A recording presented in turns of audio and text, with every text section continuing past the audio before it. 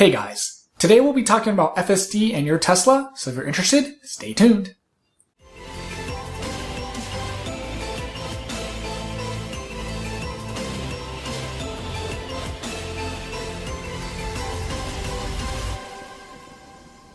If you don't know what FSD is, I have a video explaining exactly what it is, so I'll put it up here. But basically what it is, full self-driving it's the car driving itself, just like you would see in futuristic movies.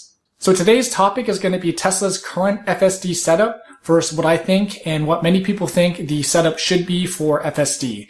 So if you were to buy FSD today online, it would cost you $7,000, and you can do this with the car when you buy it, or if you decide after delivery that you decide maybe a couple months later, whatever that you want it, it'll still be $7K. That's a little bit different from before, where if you bought it with delivery, it would be a certain price, and it would be more expensive if you change your mind after you bought the car and added it on. But they got rid of that, so it's just $7K. So the highly debated topic is currently right now, if you buy FSD, it's basically locked into that car. So you pay for FSD for your current car, and you sell the car, the used owner that buys your car now gets FSD as part of the car, and you lose it. So that means that if you were to buy another Tesla in the future, you would have to buy FSD again. So basically the topic is that really fair? So Elon has mentioned in the past that FSD pricing will go up as we get closer to full autonomy, which in a way makes sense because it is very valuable technology where basically you can not have to do anything. So level 5 autonomy is basically, there's not even going to be a steering wheel. You just tell the car where you want to go and it drives you there. So he has mentioned, I think, can't exactly remember, but I think it's around 15,000 it could go up to at some point. And that's a lot of money. So that's like you could almost buy another car with that. And so basically the thinking is, should I buy it now and get it for cheaper and then have it for later? But now, see, like, you can't really do that because you're going to buy it with the car. So in a sense, I guess that makes sense because it's technically part of the hardware of the car, but it's technically part of the software of the car. So I think he's treating it like part of the hardware right now, where basically you buy a car, you get the wheels, you get the batteries, you get the frame.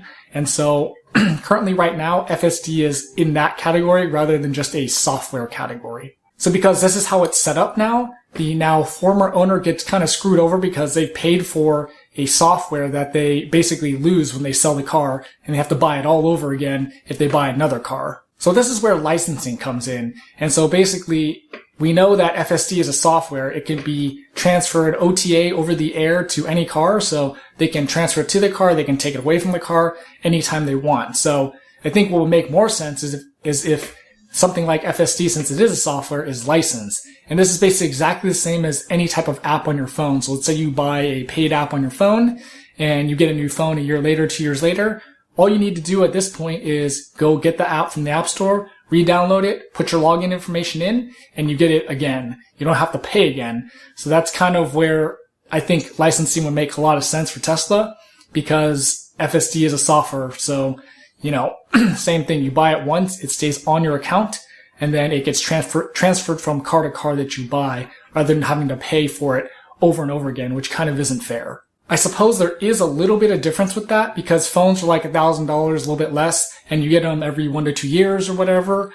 And with cars, you don't usually buy cars that often in frequency. Usually it's going to be 5 years, 10 years. And so I could see maybe Elon going that route of making FSD as part of the hardware, because you don't buy cars as often, but still kind of not really fair because you are paying for a software that's part of the software piece of the car. So this is what me and I think many people think would be the fair thing to do for Tesla. However, I think there are a couple reasons why Tesla has not set up FSD like this, and so let's go through those. So I think the first big reason is obviously profit. So since Tesla is a growing company, they're probably going to need as much cash as they can get. So basically they are giving themselves a chance to get profit from every single car that they make selling FSD. So you buy a car, you get FSD, it stays on the car. The same person buys another car. That's another chance they have at another additional revenue if you buy FSD again. On top of that, if FSD prices are raised in the future, that means they're going to make even more profit off the same person. So let's say one person bought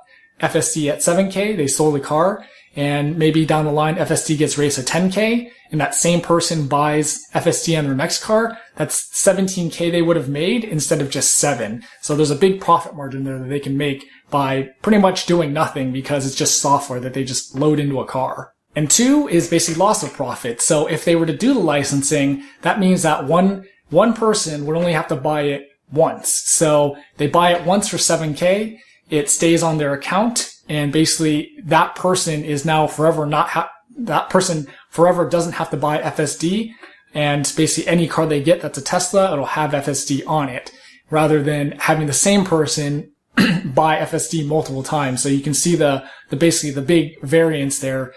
If we go back to my example, that means they would have only had to pay 7K, which means Tesla would have lost 10K. So that's quite a bit of money when you multiply that by bazillion people that have Teslas now. So profit and no profit, basically. So is it fair to do licenses? I think it is. And it would just be like any other software out there for any, phone app that you have, where basically you buy it once and then you just load it on whatever phone you have. But since cars aren't phones and most cars don't have this type of software in their car, this is kind of uncharted territory at this point. And so maybe they do have an argument to keep it as hardware at this point because it is uncharted territory. Also, I don't want to forget that car laws probably play a part in this as well. And so that could be another reason why they can't just do OTA updates and, have licenses and, how it is basically like hardware instead of software on the car at this point. So what do you guys think? Do you think Tesla should do licenses for their FSD software, or do you think they should keep it as is for now? Let me know in the comments. Don't forget to like, share, and subscribe, and thanks for watching.